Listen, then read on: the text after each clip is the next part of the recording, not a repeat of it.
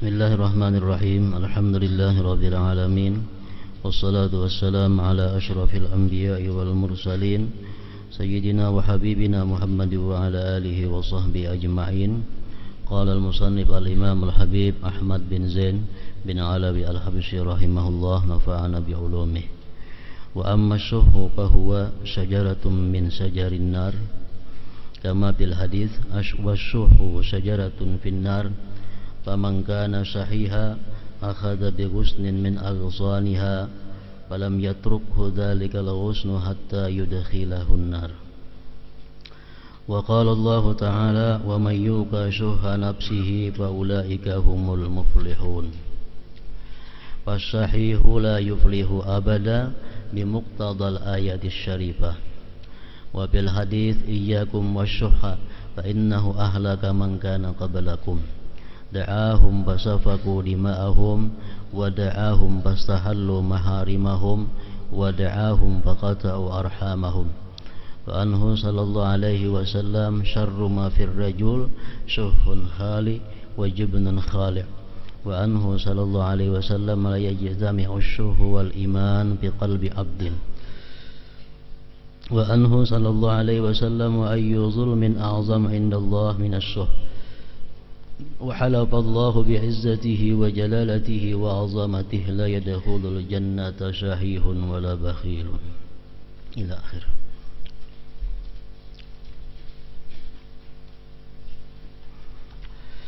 Makna daripada kalam Al-Allamah Al-Habib Ahmad bin Zain bin Alawi Al-Habsyi rahimahullah wa nafa'ana bi ulumihi.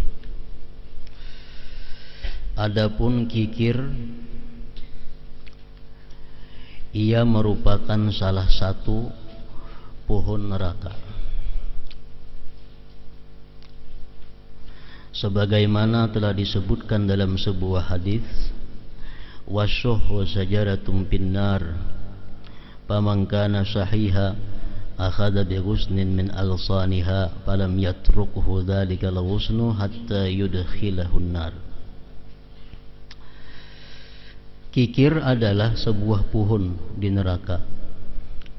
Barang siapa kikir, berarti dia telah memegang salah satu dahannya, dan dahan itu tidak akan melepaskannya hingga memasukkannya ke dalam neraka. Oleh karena itu Rasulullah sallallahu alaihi wasallam seringkali berdoa, Allahumma inni a'udzubika min syuhhi nafsi wa israbiha wa wasawisiha. Itu doa yang seringkali dibaca Rasulullah. Allahumma inni a'udzubika minasyuhhi. Ya Allah, aku berlindung dengan Engkau daripada sifat syuh, sifat kikir. Min syuhhi nafsi, daripada kikirnya diriku. Karena kikir adalah barang neraka. Allah Ta'ala juga mewahyukan, wa may yuqa syuhha nafsihi fa ulaika humul muflihun. Dan siapa yang dipelihara dari kekikiran dirinya, maka mereka itulah orang-orang yang beruntung. Orang yang dihindarkan Allah daripada sifat kikir, itulah orang yang beruntung, orang yang sukses dunia dan akhirat artinya.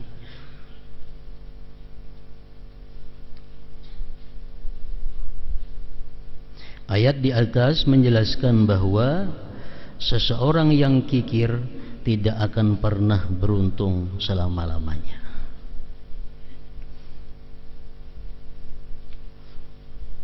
Salah seorang sahabat Rasulullah yang dikenal sangat kaya dan dermawan, Abdurrahman bin Auf. Ini salah seorang sahabat yang 10 dijamin Rasulullah masuk surga, Abdurrahman bin Auf.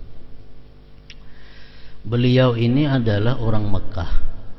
Kemudian setelah Rasulullah hijrah ke Madinah, 4 jua hijrah Abdurrahman bin Auf ini. Abdurrahman bin Auf ini asalnya bukan seorang yang kaya, tetapi orang yang sangat miskin, orang yang kada mempunyai apa-apa, hijrah ke Madinah. Di Madinah pun awal mulanya Abdurrahman bin Auf ini adalah hanya 4 orang karena kada berisi modal. Akhirnya Allah Subhanahu wa taala memberikan kekayaan yang melimpah ruah kepada Abdurrahman bin Auf ini dalam waktu kada lebih daripada sekitar 10 tahunan. Harta Abdurrahman bin Auf itu sudah kada muat kota Madinah menampungnya. Jadi Abdurrahman bin Auf ini berisi unta, amun dikumpulkan di Madinah kada muat Madinah itu. Madinah itu ganal pada berapa ini kira-kira. Jadi amun diandaki unta Abdurrahman bin Auf kada muat menampungnya.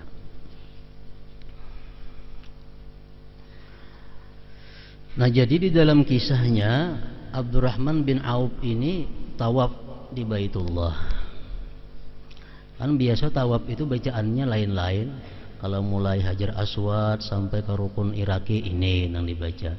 Rukun Iraki sampai Rukun Syami ini yang dibaca. Sampai ke Rukun Yamani ini yang dibaca. Sampai ke Hajar Aswad ini yang dibaca. Di Multazam ini yang dibaca. Ada Abdurrahman bin Auf ini sakulilingan tawaf itu nang dibaca sidin cuma doa Allahumma kini suha nafsi. Allahumma kini suha nafsi. Jadi dimanapun sidin tawaf, di bintang Hajar Aswad kah, di bintang Hajar Ismail kah, di bintang Rukun Iraki, Rukun Syami, Rukun Yamani, bintang Multazam, bacaan sidin kada berubah. Allahumma kini suha nafsi. Artinya apa? Allahumma kini, ya Allah peliharakan aku suha nafsi daripada sifat kikir diriku. Jadi amalan ini bukan sidin amalakan mulai sugih aja ada, mulai dahulu sidin amalakan itu sudah. Sampai sidin kaya tetap amalan itu dibaca. Memperbanyak doa Allahumma kini suha nafsi.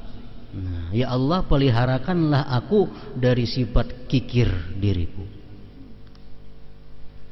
Nah, jadi ditanya oleh laki-laki itu, wahai Abdurrahman bin Auf, kenapa sebabnya engkau selalu membaca doa itu dalam tawaf, dimanapun membaca doa Allahumma kini suha nafsi. Ujar Abdurrahman bin Auf, aku membaca doa itu karena Allah menyatakan di Quran, wa may yuqa shuhha nafsihi fa ulaika humul muflihun. Siapa-siapa yang dipelihara sifat kikir dirinya, yang terpelihara dari sifat kikir, itulah orang yang sukses, itulah orang yang beruntung. Jadi ujar sidin, kalau aku dipelihara dari sifat kikir, aku kada akan fakir, aku kada akan miskin, aku kada akan sengsara, aku kada akan terhina, karena Allah sudah menyatakan orang yang terhindar dari sifat kikir dialah yang sukses, beruntung dunia dan akhirat. Jadi sifat kikir ini bukan membuat kita kaya, ada jauh. Sifat kikir bukan membuat kita kaya, bukan menambah harta, tapi justru sebaliknya, orang yang terhindar dari kikir itulah yang beruntung, yang hartanya bisa bertambah, yang hartanya bisa melimpah ruah, seperti Abdurrahman bin Auf tadi. Jadi jangan beranggapan bahwa aku kikir ini nyaman hartaku tambah banyak. Itu anggapan yang bertentangan dengan Al-Quran. Anggapan yang salah. Ayat di atas menjelaskan bahwa seseorang yang kikir tidak akan pernah beruntung selamanya.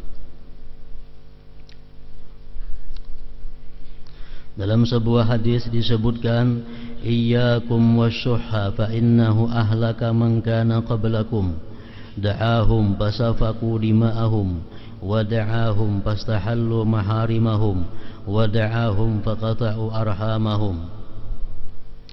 Jauhilah sifat kikir, karena sesungguhnya ia telah membinasakan orang-orang sebelum kalian.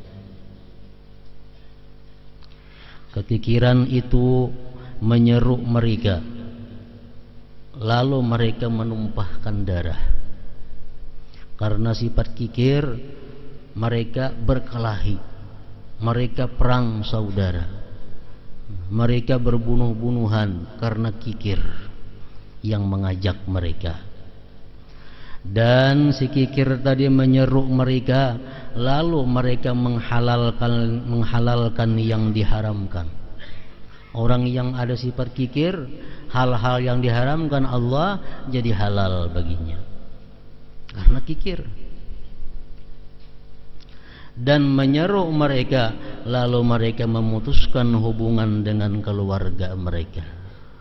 Keluarga ada yang sengsara, ada dibantu karena kikir. Keluarga ada yang kesusahan, dibiarkan karena kikir. Itulah kejadian yang menimpa orang-orang ini. Hadis riwayat Hakim.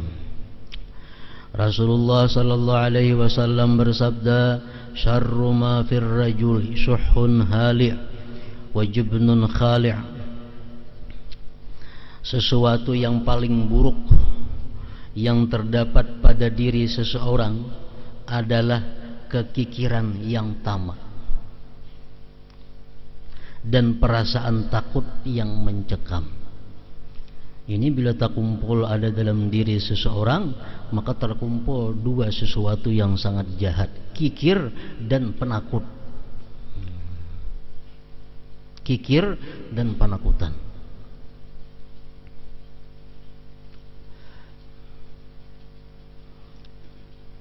Artinya apa? Orang yang jihad fisabilillah, berjuang menegakkan agama Allah ini di zaman dahulu, di zaman Rasulullah itu adalah orang pemurah dan orang berani. Ada nang kada berani, cuma pemurah. Nah dia umpat membantu Rasulullah dengan harta banyak, harta bendanya. Walaupunnya kada berani umpat perang, cuma habis-habisan dia membantu hartanya. Ada orang nang pemalar, cuma inya berani, sehingga setiap perang pasti dia ikuti. Nah ini ada juga baiknya. Kalau sudah kedua-duanya, mana kada membantu, kada mau pula umpat berperang. Nah ini nang sejahat-jahat nang ada pada dalam diri seseorang. La yajtami syarru ma fir rajul syuhun hali'un wa jubnun khali'.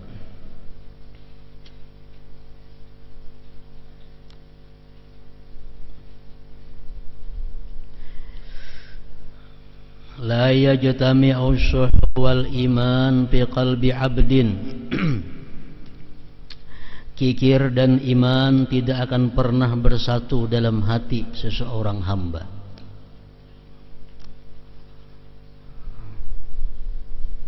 Jadi artinya kalau orang itu kikir, berarti dia imannya di bawah. Kalau orang itu imannya di atas, kikirnya di bawah. Sejajar antara iman lawan kikir dalam hati kada mau. Kalau orang itu imannya kuat, pemurah. Orang imannya lemah, kikir. Nah, jadi kikir dan iman itu kada mau berkumpul di dalam hati seorang hamba. Hadis riwayat Nasa'i. Wa ayyu zulmin a'zamu 'indallah minasy-syuhhi. Kezaliman apakah di sisi Allah yang lebih besar dari kikir? Artinya orang yang kikir ini adalah orang yang sangat zalim di sisi Allah Subhanahu wa ta'ala. Kenapa sebabnya sedemikian berat orang yang kikir ini?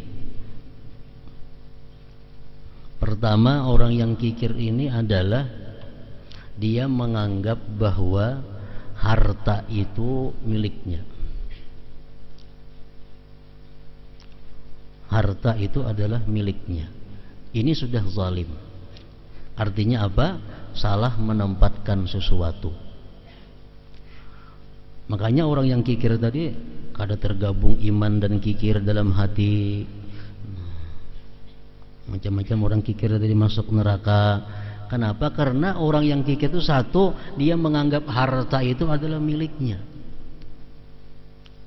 Yang kedua, dia merasa bahwa mengumpul harta itu, mencari harta itu dengan kekuatan yang ada pada dirinya.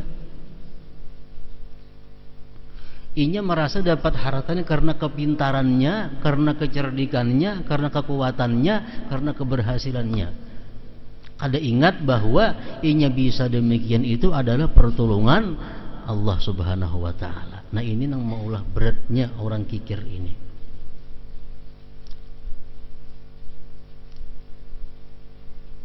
Kadang merasa bahwa harta yang ada itu adalah merupakan titipan dari Allah Subhanahu wa taala yang nantinya akan dipertanggungjawabkan di hadirat Allah.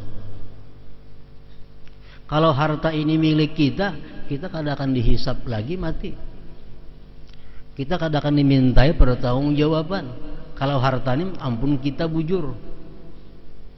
Tapi dalam Quran, dalam hadis menyatakan bahwa setiap orang itu akan dihisap, akan ditanya di mana ikam dapat harta itu, kayak apa ikam cara penggunaannya, kemana mengarahkannya. Berarti harta itu kada ampun kita. Nah, kalau ampun kita, harta itu kada dihisap lagi oleh Allah, kada ditanya lagi. Nah, orang yang kikir ini merasa bahwa harta itu adalah miliknya dan ia dapatkan dengan kekuatan yang ada pada dirinya. Nah, ini nang maulah orang kikir ini dianggap Allah yang paling zalim. Wa ayyu zulmin a'zam indallah minasyuh. Kezaliman apakah di sisi Allah yang lebih besar dari kikir?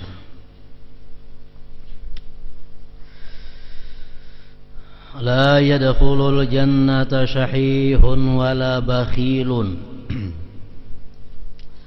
Hadis Nabi lagi menyatakan tidak akan masuk surga orang yang kikir dan tidak pula orang yang bakhil. Kikir lawan bakhil itu ada perbedaan. Kikir bahasa Arabnya sahih. Tidak masuk surga orang yang kikir dan tidak masuk surga orang yang bakhil.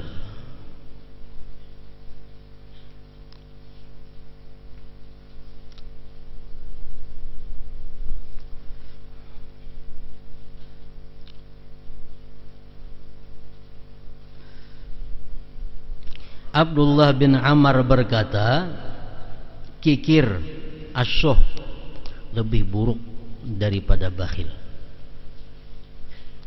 lebih hina daripada bakhil.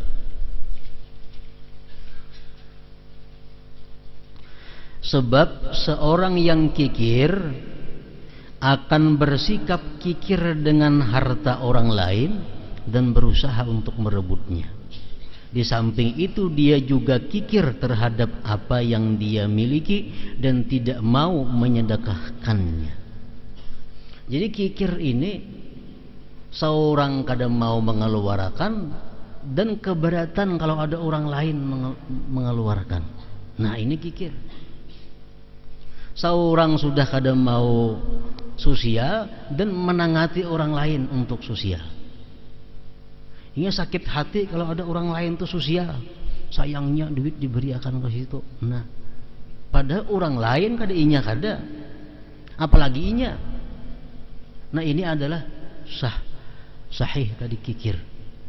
Ini lebih buruk lagi daripada bakhil. Inya sudah kada mau berbuat sosial, inya sudah kada mau bersedekah, dan inya mengajak kepada orang lain supaya jangan bersedekah. Orang lain yang bersedekah, orang lain yang sosial disambati, agak benar itu ria. Ini orang kikir. Orang ada sosial, ria. Padahal kan ria. Seorang pun apa? Nah, artinya kada nyaman melihat orang itu menyedekahkan hartanya.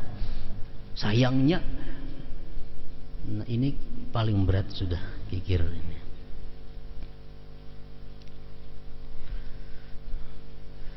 Sedangkan orang yang bakhil, dia hanya kikir terhadap hartanya sendiri. Nah bakhil ini pun seorang hanya pemalar, orang sosialnya suka aja. Ya orang nyumbang, malahan aku kada ajarnya. Ini orang bakhil. Orang lain boleh aja menyumbang, asalnya jangan. Ini adalah bakhil. Baik sedikit pada kikir tadi. Cuma sama kedua-duanya jar Nabi la yadkhulul jannah, kada masuk surga.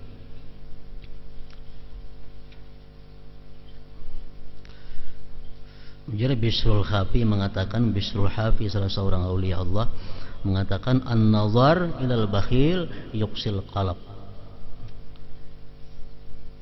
Kita memandang ke wajah orang bakhil itu mengaraskan hati kita. Apalagi mengawani, melihati muhanya aja sudah mengaraskan hati. Ujar Nabi, makanannya apa? Penyakit. Orang yang bakhil ini makanannya penyakit, melihati ke wajahnya mengaraskan hati kita. Dan lagi jadi Bishrul Hafi mengatakan, al-bakhil la ghibata lahu, orang yang bakhil itu kada ada gibah baginya. Artinya mun disambati kita kada berdosa. Wah itu pemalar orangnya, ada apa-apa itu, kada ada gibah kita. Al-bakhil la ghibata lahu. Abu Hanifah mengatakan, ujar Abu Hanifah, la ara an u'addila bakhila. Pendapatku orang bakhil itu kada adil. Abu Hanifah berpendapat bahwa orang yang bakhil itu kada bisa disebut adil. Artinya apa? Jadi saksi nikah kada kawa, jadi imam makruh diikuti kalau orang yang bakhil itu.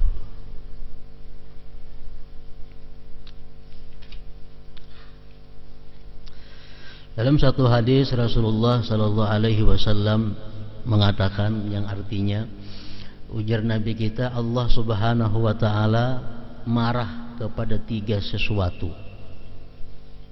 Allah murka kepada 3 sesuatu. Dan Allah lebih murka lagi apabila 3 sesuatu itu dilakukan, dikerjakan oleh orang yang 3. Yang pertama, Allah marah benci kepada kefasikan. Allah benci kepada pelanggaran hukum-hukum Allah. Dan Allah sangat marah, lebih marah lagi apabila yang melanggar hukum Allah ini orang yang sudah berusia 40 tahun ke atas. Allah marah dengan minum arak. Allah marah dengan perjudian, perzinahan, ghibah dan lainnya.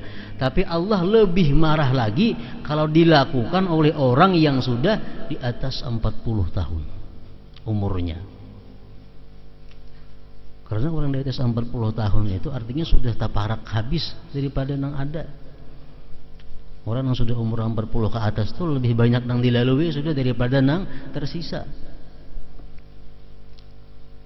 Yang kedua, Allah marah akan kesombongan. Allah marah kalau hamba-hambanya ini sombong. Tapi Allah sangat marah, bersangatan marah kalau yang sombong ini adalah orang yang fakir. Mana fakir, mana sombong. Allah sangat marah kalau yang fakir ini pulang sombong. Yang ketiga, Allah marah dan benci kepada kebakhilan. Dan Allah sangat marah, sangat murka kalau yang bakhil ini adalah orang yang kaya. Orang yang kaya. Allah Subhanahu wa taala cinta kepada 3 sesuatu, menyukai 3 sesuatu, dan sangat cinta Allah kepada orang yang 3 yang melakukan itu. Pertama, Allah cinta ketaatan. Allah cinta orang-orang yang taat kepadanya. Tapi Allah sangat cinta kalau yang taat itu adalah seorang pemuda. Orang pemuda.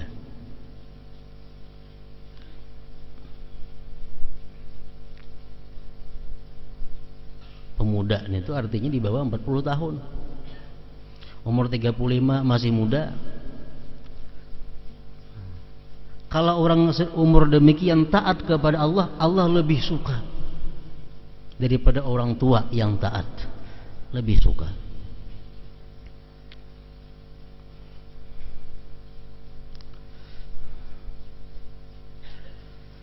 Yang kedua, Allah Subhanahu wa taala mencintai tawadhu. Allah cinta kepada orang-orang yang tawadhu. Tapi Allah sangat cinta lagi kalau yang tawadhu itu adalah orang yang kaya. Orang yang kaya. Mana kaya? Tawadhu. Yang ketiga, Allah cinta kepada pemurah. Pemurah, sangat cinta Allah Ta'ala. Dan lebih cinta lagi Allah kalau yang pemurah itu adalah orang yang fakir miskin.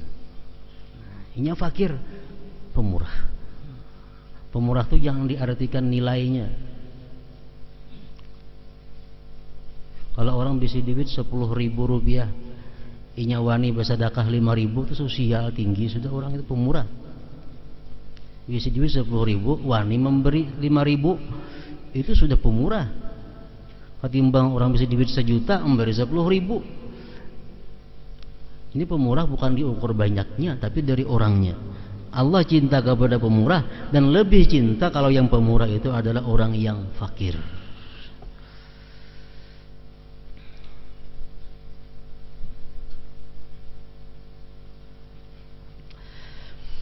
Bakhil adalah perasaan berat hati untuk menafkahkan yang wajib dengan syarat atau sebab kehormatan. Ini pengertian bakhil ini kadang-kadang mengambang kayak apa ngaran bakhil itu.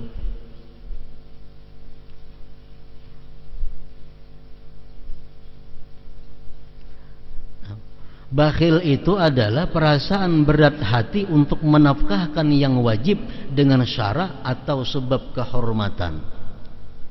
Zakat ini kewajiban syara. Orang yang kada berzakat, atau orang yang mengurangi zakat, atau orang yang mengakalani zakat, bakhil. Masuk dalam ancaman-ancaman Allah tadi. Zakat diutak-atik sedemikian rupa sehingga manfaatnya kembali kepada seorang. Zakat kada beres, zakat kurang. Nah, ini sudah bakhil. Atau sebab kehormatan. Sebab kehormatan. Umpamanya di kampung kita ini orang masing-masing beadaan 10.000 rupiah. Orang 10.000 beadaan. Ada inyan ini kada 5.000 aja beri. Padahal kekayaannya kok kurang lebih aja, usahanya kok kurang lebih aja, 5.000 aja beri. Nah, ini ngarannya apa? Kehormatan. Ini bakhil. Masuk juga dalam ancaman Allah tadi. Menafkahkan yang wajib dengan syarat atau sebab kehormatan.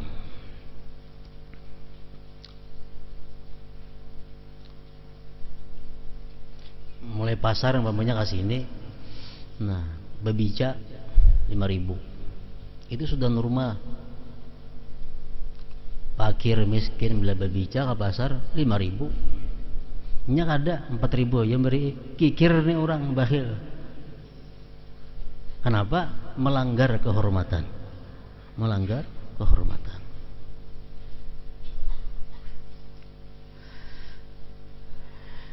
Seseorang disebut bakhil jika dia tidak mau mengeluarkan zakat. Itu sudah jelas. Dan enggan atau keberatan untuk memberikan nafkah wajib. Anaknya, bininya, ketika dinafkahinya, itu jelas sudah bakhil. Sebagai contoh, seseorang yang keberatan untuk memberikan hartanya yang baik kepada orang lain. Dia hanya bersedia memberikan hartanya yang buruk.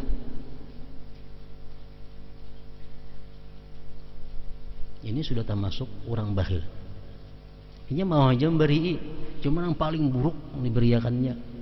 Ini sudah termasuk golongan bakhil. Ibarat duit itu dipilihin, Nama benar rabit sapa enggak nah untuk duitnya nang rabit ini. Nang seorang ada ketujuh lagi melihat sudah. Itu masuk bakhil. Seseorang yang keberatan untuk memberikan hartanya yang baik kepada orang lain, dia hanya bersedia memberikan hartanya yang buruk, yang buruk. Dan contohnya adalah seseorang yang meneliti hartanya dan kemudian menyedekahkan yang terburuk darinya. Baju yang sudah hilang buan hanya diberiakan, sudah rantasan hanya diberiakan. Dipilihi lemari mana pina rantas pina kubas hanya diberiakan. Nah ini bakhil.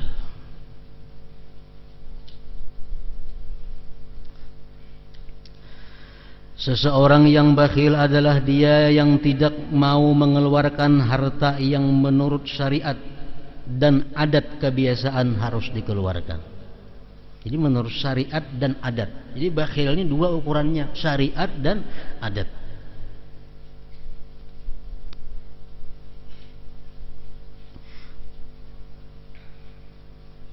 Orang yang menyimpan hartanya dan membiarkan agama dan kehormatannya ternodai adalah orang kikir yang dicela. Ini biar kita sambat orang pemalar kada jadi masalah. Yang penting duit jangan keluar. Sekampungan orang madakan kikir kada tahu-tahunya, yang penting duitnya jangan keluar. Ini orang yang rela mengorbankan kehormatannya demi menjaga hartanya. Padahal Allah Subhanahu wa taala menciptakan harta ini untuk menjaga agama dan kehormatan manusia. Di hadapan Rasulullah sallallahu alaihi wasallam pernah dipuji seorang perempuan. Ini sahabat-sahabat memuji ada seorang perempuan di Madinah, orangnya sawamah, puasa. Wa qawwamah, dan perempuan ini suka beribadah malam beribadah, siang puasa perempuan ini. Cuma wahai Rasulullah, inya nih orangnya pemalar.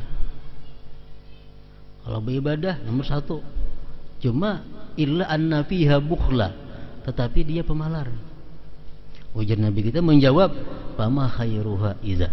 Kalau kayak itu kan ada baiknya perempuan itu. Kalau kayak itu kan ada baiknya perempuan itu. Nah, orang pemuasa, penyembah yang malam, pemalar, Nabi kan ada baiknya.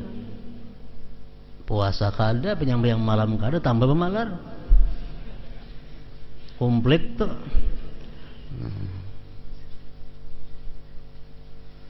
Jadi perempuan itu Nabi kan ada baiknya walaupun dia sawamah, walaupun dia qawwamah.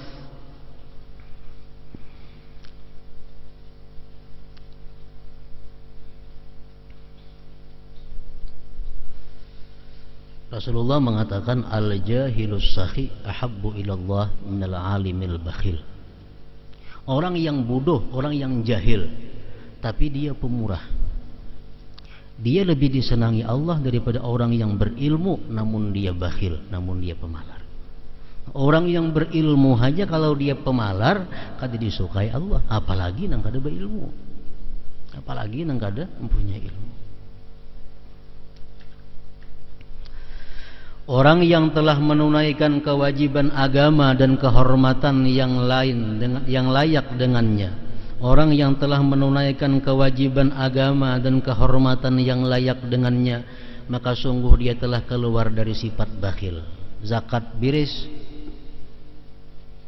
kehormatannya dijaganya dengan hartanya, nah dia sudah keluar daripada sifat bakhil. Rasulullah ada mengatakan dalam satu hadis, ujar Nabi kita, bari'a minasyuh man adda zakah wa qarad dhaifa wa atafin naibah. Terlepas dari sifat syuh orang yang menunaikan zakat dan menjamu tamu dan membantu orang-orang yang dapat musibah. Kalau kita tiga perkara itu kita lakukan, zakat kita bayar, tamu kita jamu, yang ketiga kita bantu orang yang kena musibah, terlepas daripada syuh, terlepas daripada kikir. Kalau tamu tuh hilang ke rumah kita.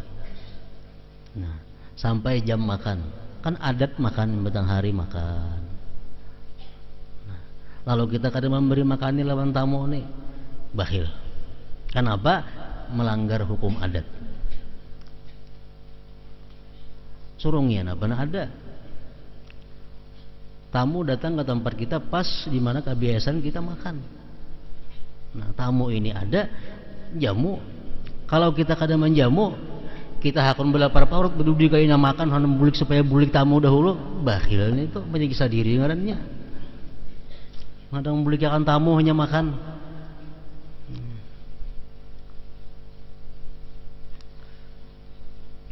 Orang yang telah menunaikan kewajiban agama dan kehormatan yang layak dengannya, maka sungguh dia telah keluar dari sifat bakhil.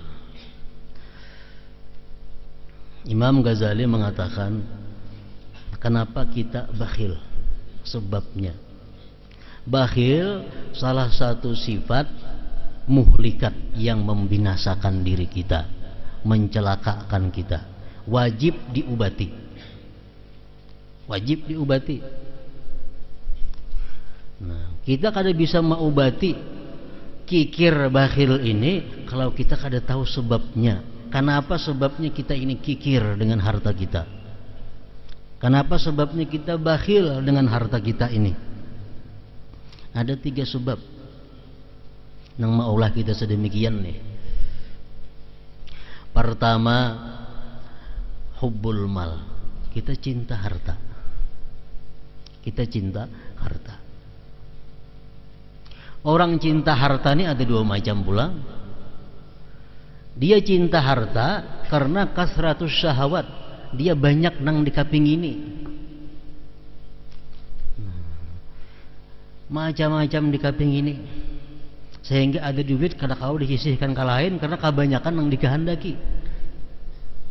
Hendak beisi ini, beisi itu, beisi macam-macam dikehendaki. Sehingga ada duit tak kasih itu kada kawa untuk menyisihkan kepada sedekah dan lainnya. Nah, ini pertama, cinta harta untuk meluluskan nang dikapingininya. Kita kapingin nukar baju 100.000 rupiah, kapingin ada 100.000 duit pas sagan nukar baju tadi. Datang orang minta-minta lawan kita, maulah kita beri duit pas 100 ribuannya, mau diberiakan ke sini nukar baju kalau cukup lagi. Kadang mau kita beri, kenapa? Karena kita kapingin lawan baju itu sudah ditukar. Nah, banyak yang dikaping ini, macam-macam dikaping ini. Ini penyebab salah satu kita bakhil. Yang kedua, penyebab kita bakhil ini adalah cinta harta, cinta kepada ainul mal, cinta kepada ain harta. Dia cinta kepada duit itu, cinta kepada duitnya itu dia cintai. Makan nang nyaman kada wani, sayang keluar duit. Nukar baju nang baik kada wani, sayang duitku berkurang. Baubat kada wani, sayang duitku berkurang. Duit dijapai hari-hari ditimbang di apa. Nah, ini orang nang bakhil. Bakhil karena kasayangan di duit. Rana-rana kita malam melihat duit, nah, ada aja kah duitku, kada kah. Nah, dipusu-pusu, dihitung duit. Hari-hari ini tuh jadi gawe. Nukar baju kada wani, nukar apa kada wani. Apalagi bersedekah, kasayangan di duit. Nah, tuh. Yang kedua, sebab kita bakhil ini adalah tulul amal. Kita masih merasa punya umur panjang. Kita merasa mungkin mati mungkin 20 tahun lagi atau 30 tahun lagi merasa mati. Lalu kita bakhil. Andai kita meyakini bahwa kita isuk mati, kita wani hari ini habis-habisan. Kenapa? Karena merasa isuk mati. Tapi karena kita merasa mati mungkin 20-30 tahun lagi, nah lalu kita bakhil.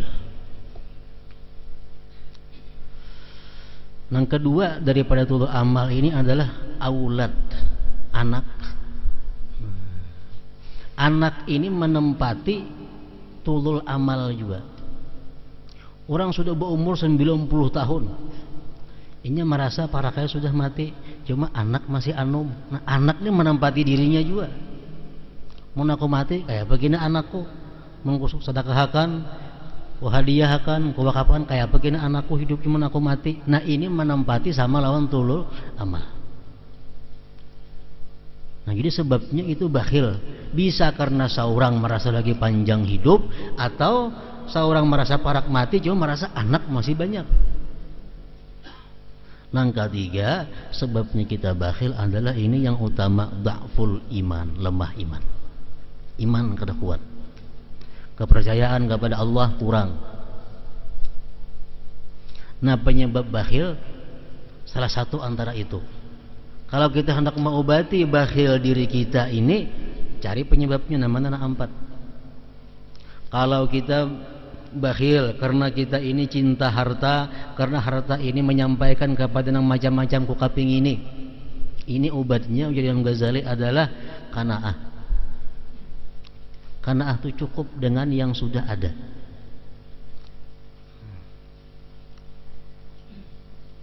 Karena ini meringankan hisab di akhirat. Yang kedua, kalau kita karena penyakit bakhil karena kita sayang lawan duit tadi, kita pikirkan duit ini adalah sagan awak. Kenapa duitnya maka disayangi, duitnya maka disimpani, awak biar menderita lah. Yang ketiga, kalau kita bakhil karena anak, nah ini yang berat. Orang yang bakhil karena anakku kena kayak apa mun aku mati, ini orang yang kurang percaya dengan Allah Subhanahu wa taala. Orang kada percaya, padahal anak itu diciptakan oleh Allah. Bukan kita maulah anak. Anak itu ciptaan daripada Allah. Allah dalam Quran mengatakan kami menciptakan, kami yang memberinya rezeki. Dan lagi anak ini ada 2. Kalau sudah kita mati gina, anak ini imma orang saleh atau orang fasik. Kalau kita meninggali harta kepada anak yang saleh, kan ada gunanya. Kenapa? Allah sudah menjamin kehidupan orang yang saleh. Orang yang saleh walaupun kada ditinggali harta, Allah jamin. Allah bahagiakan hidupnya, Allah senangkan hidupnya. Kalau kita meninggali anak ini anak orang jadi orang fasik, inya berbuat maksiat, dikubur kita dapat jatahnya. Ini anak nih sudah tahu fasik orangnya, ditinggali warisan, kita menyiksa ke seorang ini nih, pajang menyiksa ke seorang. Nah, jadi artinya mencintai anak itu disuruh, tapi jangan sampai mencintai anak itu membuat kita ini bakhil, membuat kita melanggar hukum Allah Ta'ala.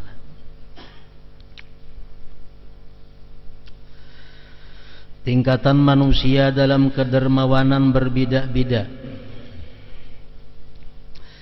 Di antara mereka ada yang memberikan hartanya tidak dengan senang hati, maka tidaklah dia seorang yang dermawan, tapi dia sudah terhindar daripada bakhil. Orang yang memberikan harta tapi kada senang hati, terhindar daripada bakhil. Orang ini sosial, nah sosialnya, cuma inya ria, inya ini kada bakhil, ria aja dosanya. Inya menghambur duit dengan ada tujuan supaya dipuji orang, supaya disanjung orang. Inya selamat daripada bakhil, urusannya ria aja lagi semacam.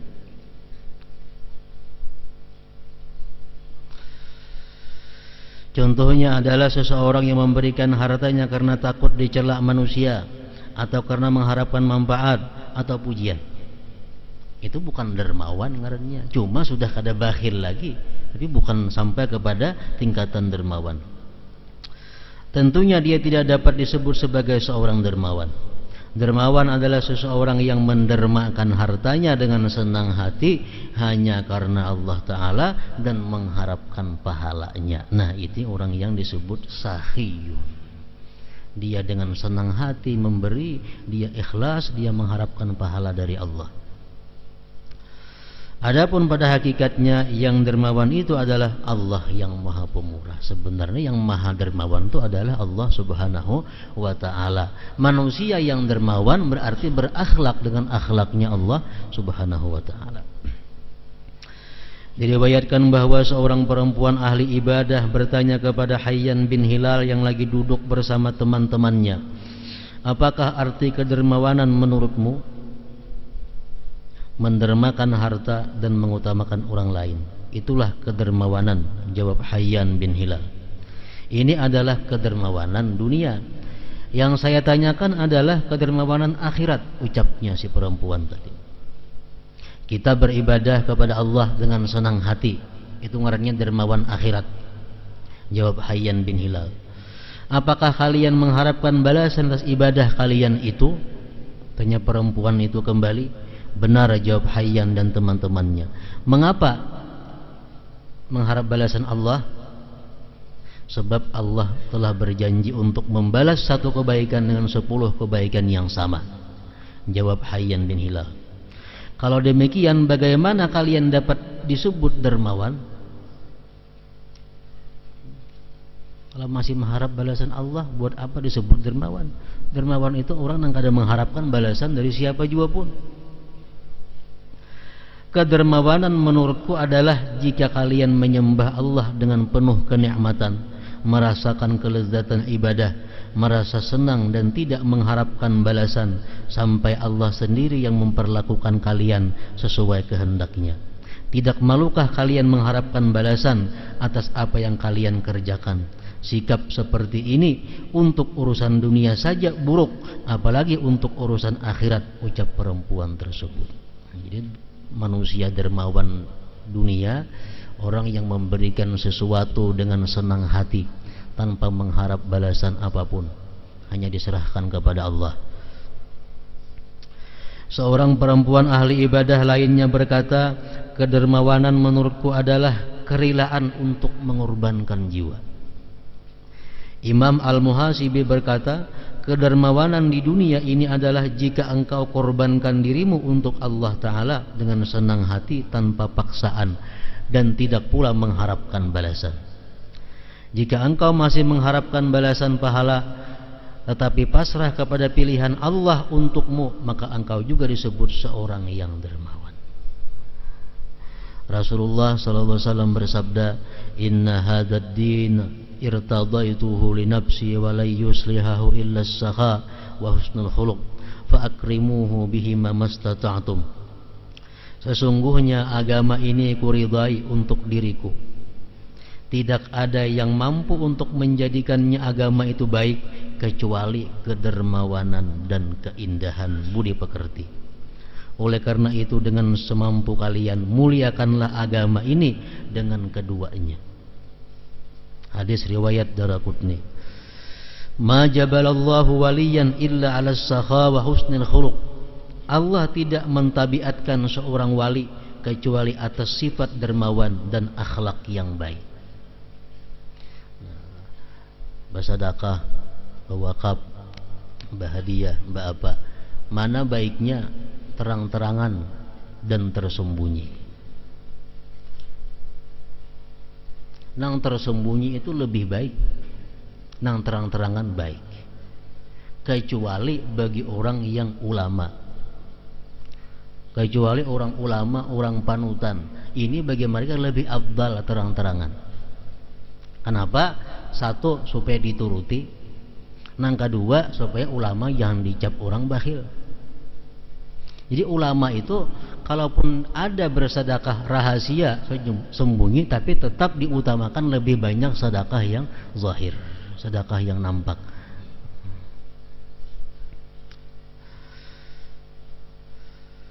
Allah tidak mentabiatkan seorang wali kecuali atas sifat dermawan dan akhlak yang baik. Hadis riwayat Daraqutni.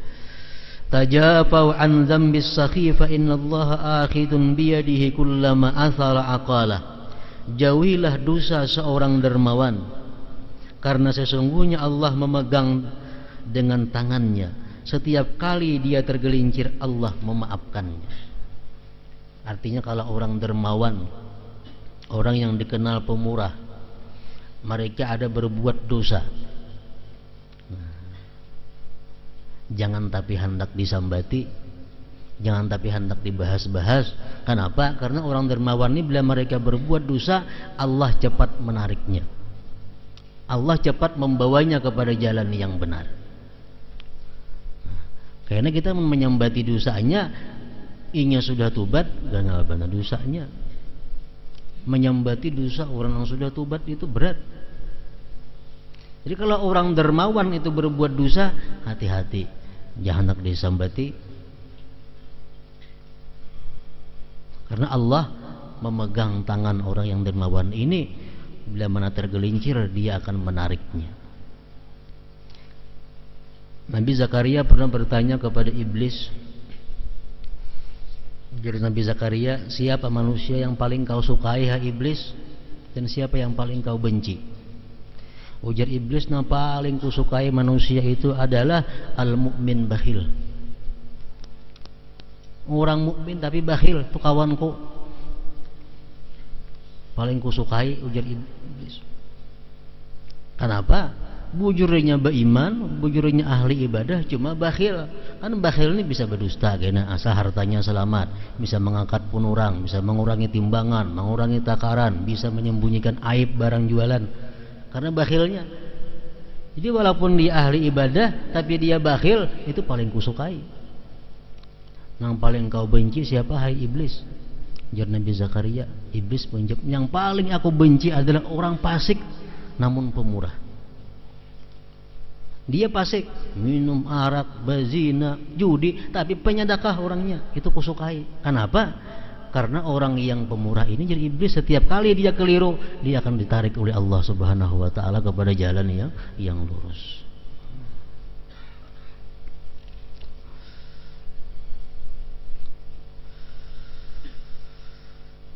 Diriwayatkan bahwa Allah mewahyukan kepada Nabi Musa alaihi salam, jangan engkau bunuh As-Samiri, sebab dia seorang yang dermawan. Sufyan bin Uyainah berkata, dermawan adalah berbuat baik dengan teman dan pemurah dengan harta. Al-Hasanul Basri berkata, puncak kedermawanan adalah mencurahkan segenap kemampuan untuk mendermakan semua yang dimiliki. Beliau juga berkata, dermawan adalah jika engkau dermakan hartamu untuk Allah Azza wa Jalla. Lalu beliau ditanya, jika demikian, lalu apakah yang dimaksud dengan hazam? Hazam adalah jika engkau tidak berderma karena Allah, jawab beliau. Dalam perang, Rasulullah SAW bersama sahabatnya memenangkan peperangan, banyak dapat tawanan dan banyak dapat harta rampasan perang. Tawanan ini perintah Allah dibunuh.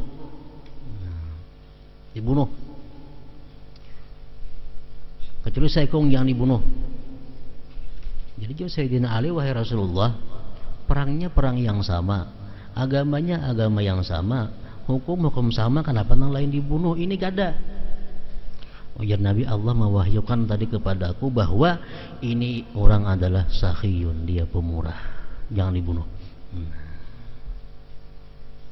Ini belum sampai ke akhirat, dalam dunia sudah dimuliakan oleh Allah Subhanahu wa taala.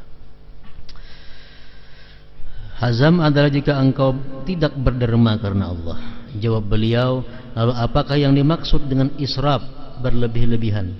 Mendermakan harta untuk mencapai kedudukan. Mengorbankan harta untuk mencapai satu kedudukan, satu kepangkatan. Nah, itu kada dermawan ngarannya.